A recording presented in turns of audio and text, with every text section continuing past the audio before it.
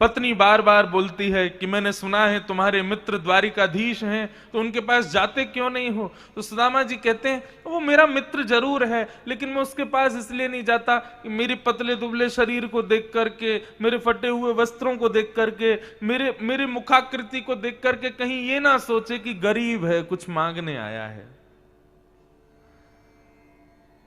मैं इसलिए उसके पास नहीं जाता। बाकी मैं नित्य अपने हृदय से उसका स्मरण करता हूं। लेकिन आज पत्नी ने हठ पूर्वक सुदामा जी से कहा कि आज तुमको जाना पड़ेगा। अपनी पत्नी के हठ के आगे कुछ ना कर पाए और श्री सुदामा जी द्वारिकाधीश से मिलने के लिए द्वारिकापुरी गए।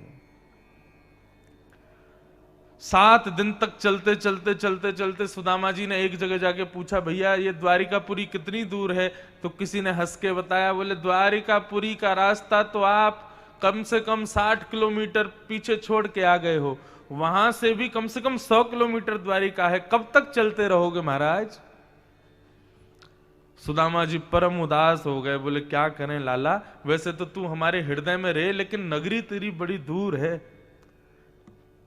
फिर भी श्री सुदामा जी महाराज एक नदी के किनारे हाथ की तकिया लगा करके सो गए और बोले, हे लाला, मैं तो तेरे पास आवे में सामर्थ्यवान ना हूं, लेकिन तोकू यदि मुझसे मिलना हो तो तू यहीं आ जाइयो। और ऐसा कह के सुदामा जी जैसे ही सोए, थोड़ी देर में नेत्र खोल करके देखा तो जय श्री कृष्ण नाम की ध्वनि हो रही है। चारों ओर स्वर्ण के आकार के बने हुए भवन दिखाई दे रहे हैं, सबके मुखमंडल पर जय द्वारिकाधीश, जय श्री कृष्ण सुनाई दे रहा है। सुदामा जी ने सबसे पूछा, भैया ये कौन सी नगरी है? मैं सोया तो कहीं नदी के किनारे था, लेकिन मैं यहां कैसे आ गया? किसी ने बताया, बोले महाराज ये द्वारिकापुरी है, द्वारिकाधीश की नगरी है। सुदामा जी नृत्य करने लगे, आनंदित हो गए, सबको जा जा करके बताते हैं, तुमको पता है ये द्वारिकाधीश जो है ये मेरे मित्र हैं, मेरे सखा हैं, हम दोनों उज्जैन में साथ में पढ़े सांदीपनी गुरुकुल में। अब लोग बाग बड़े उल्टे सीधे भजन गाते हैं, सुदामा जी को ऐसा दिखा देते हैं कि द्वारपालों ने धक्का दे दिया, द्वारिका के लोगों ने सुदामा जी को अंदर नहीं आने दिया। यदि भगवान के द्वारपाल इतनी कुनीति करेंगे तो फिर वो भगवान के द्वारपाल नहीं कहलाएंगे। जब भगवान के द्वारपालों में ही इतना शिष्टाचार नहीं है कि ब्राह्मण को इस प्रकार से अवहेलना करेंगे, तो ऐसे भगवान के द्वारपाल हो सकते हैं? आप विचार करो। ऐसा बिल्कुल नहीं हुआ था कि धक्का दे दिया, फेंक दिया, सुदामा जी को मिलने नहीं दिया। सुदामा जी जब गए, जाकर के प्रार्थना की कि भैया हमारो नाम सुदामा है, हम इतनी दूर से आए हैं, कृष्ण के बचपन के सखा हैं, मेरी फटी हुई धोती, मेरे पतले दुबले शरीर को देख करके ये मत सोचना कि मैं कुछ मांगने आया हूं, वो मेरे मित्र हैं, मेरे सखा हैं, केवल उनसे मिलने आया हूं। द्वारपालों ने ससम्मान सुदामा जी को बिठाया और कहा कि महाराज हमारे द्वारिकाधीश के मित्र आप जैसे ही होते हैं। बड़े बड़े राजा खड़े हैं लाइन में, लेकिन ठाकुर जी के मित्रों कौन से? बोले कोई त्रिपुंड लगाए होगा, कोई उर्दपुंड लगाए होगा, कोई कीर्तन कर रहा होगा, किसी की लंबी चोटी होगी। बोले ऐसे ही ठाकुर जी के सखा हैं सारे। ठाकुर जी राजाओं को सखा थोड़ी मानते हैं, ठाकुर जी तो भक्तों को सखा मानते हैं। लेकिन अभी ठाकुर जी प्रसाद पा रहे हैं, आपकी आज्ञा हो तो थोड़ी देर बैठी हम देख के आए। भीतर जाके द्वारपालों ने देखा ठाकुर जी प्रसाद पा रहे थे। द्वारपालों ने बड़े सकुचाए भाव से कहा, नाथ क्षमा करना, बीच में व्यवधान दे रहे हैं, लेकिन द्वार पर एक दुर्बल सा ब्राह्मण आया है, उसके मस्तिष्क के तेज को देख करके लगता है परम ज्ञानी है, परंतु उसके वस्त्र, परंतु उसका अंग, वो देख करके लगता है कि 4 दिन से भोजन भी नहीं किया होगा। आपको अपने बचपन का सखा बताते हैं, उज्जैन में आपके साथ सांदीपनी गुरुकुल में पढ़े थे, अब तक तो भगवान भोजन करते जा रहे थे, सुनते जा रहे थे, लेकिन जैसे ही बताया कि उन्होंने अपना नाम सुदामा बताया है, ये भाव सुनते ही ठाकुर जी का कवल रुक गया, मुख से भोजन खाना बंद कर दिया। ठाकुर जी बोले, सुदामा जी आए हैं, मेरे मित्र मेरे सखा सुदामा जी आए हैं, बोले जी महाराज द्वार पर खड़े हैं। ठाकुर जी बोले तुम उनको द्वार पे छोड़ा है, भीतर नहीं लेकर के आए? मेरे सखा सुदामा आए हैं, भोजन की थाली दूर की है, 16,100 पटरानियां नए नए व्यंजन लेकर के हाथ में खड़ी हैं, बड़े बड़े महामंत्री कुबेर आदि देवता आकाश में खड़े हैं ठाकुर जी के हाथ धुलाने को, ठाकुर जी को जल पिलाने को, ठाकुर जी की सेवा करने को। सबको छोड़ करके जगन्नाथ दौड़े हैं अपने मित्र से मिलने के लिए। मुकुट कहीं गिरा है, गले की मालाएं टूट टूट करके गिर रही हैं। महामंत्री, सेनापति, रुक्मणी, जामवती, सत्यभामा, यमुना सब दौड़ रही हैं और ठाकुर जी सबसे आगे आगे दौड़ रहे हैं कि मेरा मित्र, मेरा सखा सुदामा आया है। दौड़ करके मुख्य द्वार पर जाकर के जैसे सुदामा को देखा, मानो ठाकुर जी ने इतनी जोर से अपने हृदय से लगाया कि बस थोड़ी देर अगर ठाकुर जी नहीं छोड़ते तो सुदामा जी ठाकुर जी में विलीन हो जाते। नेत्रों से झरझर के आंसू बह रहे हैं ठाकुर जी के।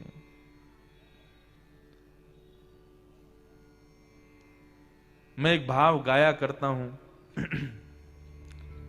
ठाकुर जी का स्वभाव बहुत अच्छा है, ऐसा स्वभाव किसी का नहीं है। कितने कृपालु हैं, कितने दयालु हैं। लेकिन कभी कभी मुझे ऐसा लगता है कि ठाकुर जी आपका इतना सुंदर स्वभाव, आप पूतना जैसी राक्षसी को सदगति दे देते हो, सुदामा जैसे दुर्बल ब्राह्मण को अपने हृदय से लगा लेते हो, इतने कृपालु, इतने दयालु, इतने सुंदर स्वभाव वाले ठाकुर जी हम पर कृपा क्यों नहीं करते? हमारे वृंदावन के कवि हुए श्री बिंदु जी महाराज। वो बिंदु जी पद लिखते थे, लेकिन उनके पद की खासियत यह थी कि वो भगवान से शिकायत करते थे और भगवान को खड़ी खोटी सुनाते थे। एक बात कहूं बंधुओं, हाथ जोड़ के निवेदन करूं, भक्ति भगवान से प्रेम करने का अधिकार देती है, भक्ति भगवान को लाड़ लड़ाने का अधिकार देती है, भक्ति भगवान के 56 भोग लगाने का अधिकार देती है, तो भक्ति भगवान पर क्रोध करने का भी अधिकार देती है। एक बात कहूं, 365 दिन में से 300 दिन खूब बढ़िया सेवा करो, लेकिन 65 दिन अपने लाल जी पे, अपने ठाकुर जी पे गुस्सा भी किया करो। ज्यादा वैभवशाली है ना, ज्यादा संपत्ति है इनके पास, इसलिए कभी कभी थोड़ा अपनी भक्ति के बल से थोड़ा बहुत डांट फटकार भी दिया करो अपने ठाकुर जी को। हम तो खूब डांटते हैं अपने ठाकुर जी को कभी कभी, लेकिन डांटने का अधिकार तभी मिलेगा जब पहले प्रेम किया हो। और एक बात कहें, डांटा उसको नहीं जाता जो अनजान हो, डांटा उसी को जाता है जिससे प्रेम हो। ठाकुर जी से प्रेम हो जाएगा तो डांटने का अधिकार मिलेगा। श्री बिंदु जी महाराज कहते हैं, इस पद को जरूर गाना मेरे साथ में। हे नाथ, क्या वह स्वभाव पहला सरकार अब नहीं है, क्या वह स्वभाव पहला सरकार अब नहीं है, हम तीनों के वास्ते क्या दरबार अब नहीं है। हम तीनों, शब्द सुनिएगा क्या कह रहे हैं, ओ हम तीनों के वास्ते क्या दरबार अब नहीं है, हम तीनों के वास्ते क्या दरबार अब नहीं है। ओ या तो दयालु मेरी दृढ़ दीनता नहीं है, या तो दयालु मेरी दृढ़ दीनता नहीं। हे नाथ, आप मुझे मिलते नहीं हो, आप मुझसे बात करते नहीं हो, मुझे लगता है मेरी शायद दीनता में कोई कमी है, मेरी भक्ति में कोई कमी है। या तो दयालु मेरी दृढ़ दीनता नहीं है, या तो दयालु मेरी दृढ़ दीनता नहीं या फिर या दीनों की तुम्हें ही दरकार अब नहीं है, या दीनों की तुम्हें ही दरकार अब नहीं है। बिंदु जी महाराज पहले तो खुद को कोसते हैं, मेरी दीनता में कोई कमी है, लेकिन फिर बाद में बिंदु जी कहते हैं ना, मेरी दीनता में कोई कमी नहीं है, मेरी भक्ति में कोई कमी नहीं है। वास्तविकता तो यह है कि आपको दीनों की जरूरत ही नहीं है। ये शिकायत है ठाकुर जी से, या दीनों की तुम्हें ही दरकार अब नहीं है, या दीनों की तुम्हें ही दरकार अब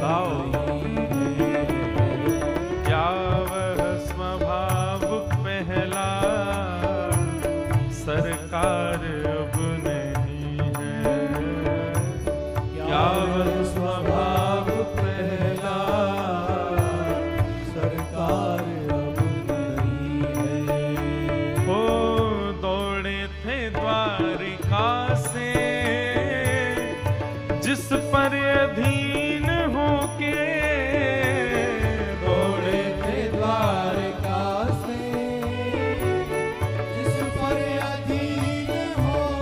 पर अधीन होके। भरी सभा में जब द्रौपदी को निर्वस्त्र कर किया जा रहा था, दुशासन द्रौपदी की साड़ी खींच रहा था, द्रौपदी सोच रही थी ये 5 पति हैं मेरे, दुनिया के 1 पति होते हैं, मेरे 5 पति हैं, रक्षा करेंगे मेरी। 5 की ओर देखा तो नीचे नजर करके बैठे थे। जब 5 से मदद नहीं मिली तब द्रौपदी बोली भीष्म पितामह, कृपाचार्य, द्रोणाचार्य ये सब मेरी रक्षा करेंगे, लेकिन बुजुर्गों ने भी कोई रक्षा नहीं की। तब द्रौपदी अपना बल लगाती है, मैं क्षत्रिय नारी हूं, मैं निर्वस्त्र नहीं हो पाऊंगी इतनी जल्दी। लेकिन दुशासन तब भी खींचने लगा। जब अंत में कोई काम नहीं आया तब दोनों भुजा उठा करके द्वारिकाधीश को पुकारा, हे द्वारिकाधीश रक्षमाम, हे जगन्नाथ रक्षमाम, मेरी रक्षा करो। भरी सभा में तुम्हारी बहन को निर्वस्त्र किया जा रहा है द्वारिकाधीश, मेरी लाज नहीं जाएगी। कल को कोई पूछेगा कौन निर्वस्त्र हुआ था, सब कहेंगे कृष्ण की बहन निर्वस्त्र हुई थी, मेरी रक्षा करो। तब दुशासन की भुजा थकित भई, वशन रूप भय श्याम। ठाकुर जी वस्त्र बनकर के प्रकट हो गए और दुशासन खींचते खींचते हार गया, लेकिन द्रौपदी को निर्वस्त्र नहीं कर पाया। आपने उसकी लाज बचाई, हमारी कब बचाओगे नाथ? दौड़े थे द्वारिका से जिस पर अधीन होके, दौड़े थे द्वारिका से जिस पर अधीन होके,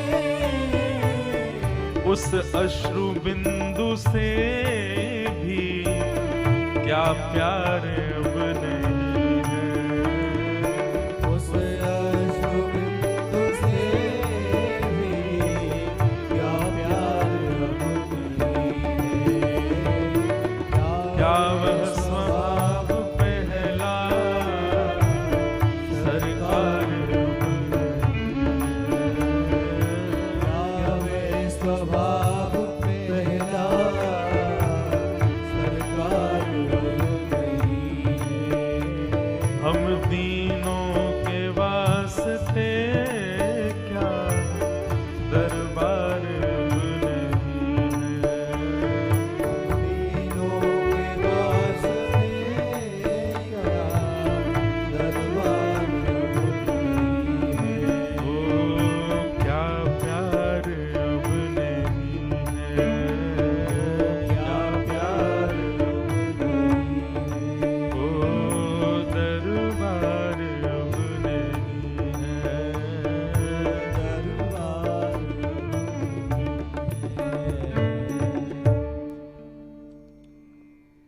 वास्तव में ये तो एक देखो शिकायत है परंतु ठाकुर जी का स्वभाव तो निर्मल ही है, कमी हमारी भक्ति में ही है, कमी हम में ही है, इसलिए ठाकुर जी कृपा नहीं कर रहे हैं। लेकिन एक बात कहूं, ये कथा सुन रहे हैं, उनको याद कर रहे हैं, उनके भाव में रो रहे हैं, उनकी सेवा कर रहे हैं, ये कोई कृपा से कम है? दुनिया में कितने लोग हैं लेकिन सब कथा नहीं सुनते, सब ठाकुर जी के प्रेम में उन्मुक्त नहीं होते, सबको ठाकुर जी की सेवा नहीं मिलती। हमें ये प्राप्त है, ये कम है क्या? सुदामा जी को लाकर के द्वारिका के सिंहासन पर बिठा दिया ठाकुर जी ने। देख सुदामा की दीन दशा, करुणा करके करुणा निधि रोए, पानी परात को हाथ छुयो नहीं, नैनन के जल सो पग धोए। सुदामा जी की दीन दशा देख करके ठाकुर जी को इतना रुदन हुआ, उस रुदन के कारण ही ठाकुर जी ने सुदामा जी के चरण प्रक्षालन किए।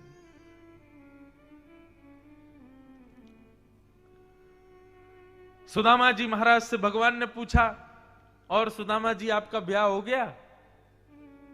अब मित्रों की चर्चा हो रही है आपस में। भगवान सुदामा जी बोले, लाला मेरो ब्याह तो है गयो, 2 बालक भी हैं।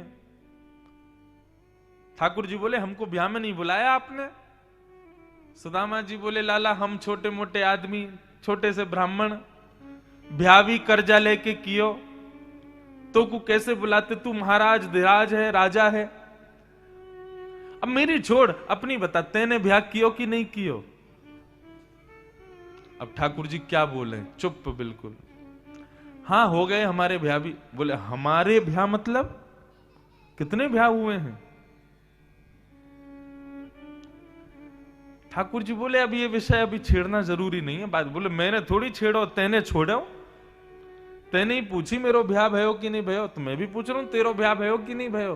ठाकुर जी बोले हाँ हो गए। अच्छा कहां है भाभी, कहां है, दर्शन कराओ। भगवान बोले भाभी से मिलोगे? बोले हाँ मिलेंगे। अब सुदामा जी को क्या पता थी 16,108 भाभी यहां हैं। सुदामा जी बोले भाभी से मिलवा। बोले लाला। तो ठाकुर जी बोले बैठे रहो, भाभी आ रही है प्रणाम करने। भगवान ने इशारा किया आओ सब। अब महाराज लंबी लाइन लगी है, दूर तक जहां तक दृष्टि जाए खड़ी है माताएं। मैं रुक्मणी प्रणाम, देवी चरसो भाग्यवती रहो। दूसरी आई, मैं सत्यभामा प्रणाम, देवी चरसो भाग्यवती रहो। मैं जामवती प्रणाम, देवी चरसो भाग्यवती रहो। मैं कालिंदी यमुना प्रणाम, देवी चरसो भाग्यवती रहो। मैं मित्रविंदा, मैं लक्ष्मणा, मैं भद्रा, करते करते करते करते करते 500 भगवान की पत्नियां प्रणाम कर गई। सुदामा जी का तो हाथ ही थक गया आशीर्वाद देते देते। सुदामा जी बोले लाला कितनी और हैं? भगवान बोले 16,108। ये सब अपनी है? ठाकुर जी बोले तो क्या पड़ोस से थोड़ी आई है? सुदामा जी बोले लाला हमने एक ब्याह कियो तो को नहीं बुलाया, तो तू इतनो सुना रहो, खुद ने इतने सारे ब्याह किए, अरे कोई एक में ही बुला ले तो हमें। ठाकुर जी बोले इनमें से कितने ब्याहों में तुम्हें खुद नहीं गया था, बिना दूल्हा की ब्याह है गए हो। ठाकुर जी की लीला अपरंपार। तो सुदामा जी बोले लाला देख मैं पतलो दुबलो ब्राह्मण, 500 बहुवन ने आशीर्वाद दे के हार गए हो, 16,000 कहां से पूरी करूंगो? तो एक काम कर लाला, अपनी सारी बहुवन की तरफ से तू मुझको प्रणाम कर ले, मैं तो को आशीर्वाद दे दूंगा। आहा, द्वारिकाधीश प्रणाम कर रहे हैं सुदामा जी को और सुदामा जी उनको आशीर्वाद दे रहे हैं। बंधुओं मित्र हो तो सुदामा जैसा, नहीं तो मित्र हो ही नहीं। आज द्वारिकाधीश यदि सोने की नगरी के राजा हैं, द्वारिकाधीश साक्षात लक्ष्मी के पति हैं, द्वारिकाधीश के यहां किसी वस्तु का अभाव नहीं है, ये सब सुदामा की कृपा है द्वारिकाधीश के ऊपर। आप कहोगे ऐसा कैसे कह सकते हो आप? जब कृष्ण सुदामा दोनों उज्जैन में पढ़ते थे सांदीपनी गुरुकुल में, तो एक दिन भृगु ऋषि भिक्षा मांगने आए। सांदीपनी गुरुकुल में आकर के भृगु ऋषि ने भिक्षा मांगी। भिक्षाम देहि माते। मां ने मन में विचार किया, अभी अनाज आदि सब है नहीं इतना, 2 पोटली में चने रखे हैं, वो भी सुदामा और कृष्ण के हैं। ये दोनों वन में बालक जाएंगे बेचारे फूल पत्ते तोड़ने के लिए, कुछ खाने को भूख लगेगी तो इनके लिए चने रखे हैं। अब बाबा को तो कहीं और से भी भिक्षा मिल जाएगी, मैं क्यों दूं? तो गुरु मां ने कह दिया, महाराज जी आज घर में, आज विद्यालय में देने के लिए भिक्षा नहीं है, आप कल आ जाना। भृगु ऋषि वहां से जाने लगे, लेकिन मन में विचार करने लगे कि इतना बड़ा सांदीपनी गुरुकुल, इतने सारे बालक, यहां भिक्षा देने को कुछ नहीं था। नेत्र बंद करके ध्यान किया तो चने की 2 पोटलियां दिखाई दे गईं, जो मां ने कृष्ण और सुदामा के लिए रखी थी कि दोनों वन में जाएंगे तो खा लेंगे। भृगु ऋषि ने विचार किया, बालकों की भूख की चिंता बहुत है मां को। एक ऋषि आया द्वार पर भिक्षा मांगने के लिए, उसको स्पष्ट मना कर दिया। मां, मैं भी श्राप देता हूं, जो इन चनों को खाएगा वो जीवन पर्यंत दरिद्र हो जाएगा, लक्ष्मीहीन हो जाएगा, उसके जीवन से लक्ष्मी चली जाएगी। आज अपनी भूख मिटा लेगा इन चनों से, लेकिन जीवन में अपनी भूख को कभी तृप्त नहीं कर पाएगा। ये मेरा श्राप है इन चनों को। भृगु ऋषि ये श्राप दे रहे थे और वहीं झाड़ी के पीछे तुलसी तोड़ रहे थे श्री सुदामा जी। और सुदामा जी ने ये बात सुन ली कि भृगु ऋषि ने मेरे और कृष्ण के पक्ष के रखे हुए चनों को श्राप दे दिया है।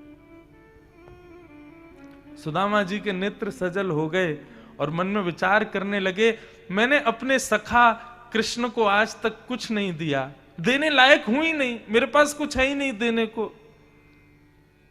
परंतु आज यदि उसके पक्ष के चनों को भी मैं खा जाऊं और अपने पक्ष की लक्ष्मी भी अपने लाला को दे दूं, तो यह मेरा सबसे बड़ा उपहार होगा मेरे कन्हैया को।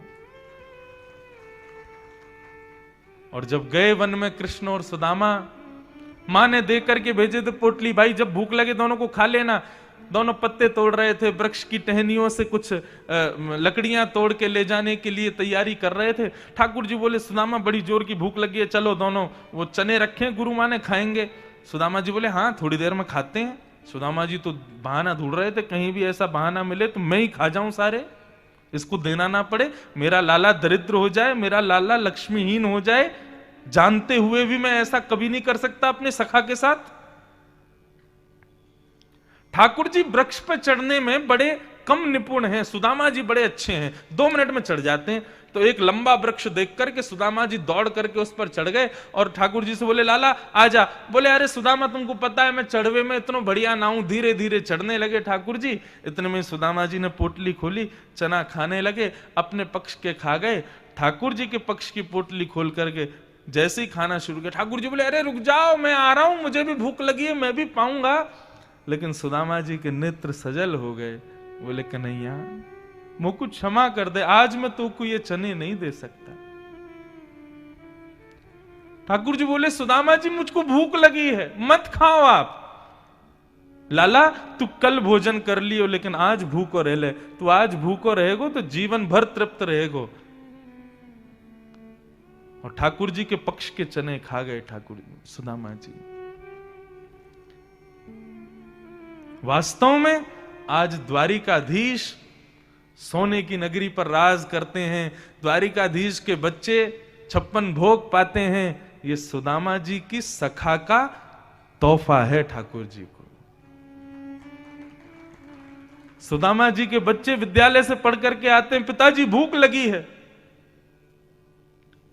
सुदामा जी आलू जैसे दिखने वाले पत्थर ले आते हैं, बच्चों से कहते, देखो मैं आलू ले आया हूं। और एक पतीले में जल डाल करके धीरे से उन पत्थरों को रख देते हैं, बच्चों को दिखाते हैं, देखो अभी आलू पक रहे हैं और जब तक ये पकेंगे तब तक क्या करोगे, चलो कथा सुनो। और दोनों बच्चों को गोदी में लेकर के कथा सुनाते सुनाते सुनाते भूखे ही सुला देते हैं। ये सुदामा जी की स्थिति है।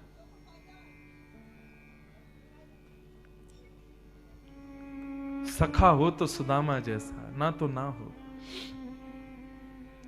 भगवान ने बड़ी कृपा की। सुदामा जी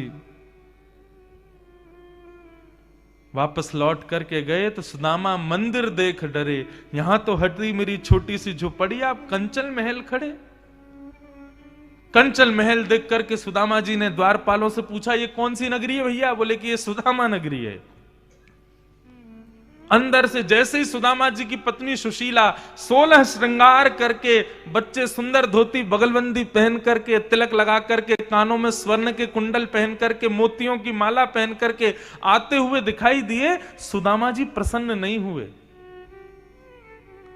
सुदामा जी बोले, वाह सुशीला, तुम पे बड़ी कृपा की भगवान ने, हमारे तो वही फटी धोती है जिससे गए थे, हमारी तो धोती भी नहीं बदली और तुमको कंचन महल दे दिया। बोले अरे मेरा थोड़ी आपका ही है, ठाकुर जी ने कृपा करके सब दिया है। सुदामा जी बोले मुझे नहीं चाहिए ये सब, तुमको चाहिए था ना, अब तुम रहो इस महल में, बच्चों को रखो प्रेम से, मैं तो कहीं कुटिया बना के भजन करूंगा, सोने की चटनी बनाना, चांदी की रोटी बनाना, प्रेम से पाना, ठीक है। और जैसे ही सुदामा जी जाने लगे सब छोड़ करके, इतने में आवाज आई पीछे से, सुदामा जी। पीछे मुड़ करके देखा तो पत्नी बच्चों के मध्य में श्री द्वारिकाधीश भी वहीं खड़े हैं। बोले अगर मैं रहूं इस भवन में तो भी नहीं रहोगे? सुदामा जी के नेत्र सजल हो गए। नाथ, मैंने आपसे कुछ नहीं मांगा तो आपने मुझे सब कुछ क्यों दिया? ठाकुर जी कहते हैं जो मुझसे कुछ नहीं मांगता सुदामा, उसको मैं खुद को देता हूं, क्योंकि मेरा एक नाम अमानी नाम, मेरा कुछ नाम नहीं है। मेरे सामने आकर के केवल हाथ जोड़ के खड़ा हो जाए, कोई कामना ना करे, ऐसे व्यक्ति को मैं खुद को देता हूं। सुदामा, मैंने ये संपत्ति नहीं दी है, मैंने ये भवन नहीं दिया है, मैंने खुद को तुम्हें दिया है। धन्य है सुदामा जी की भक्ति।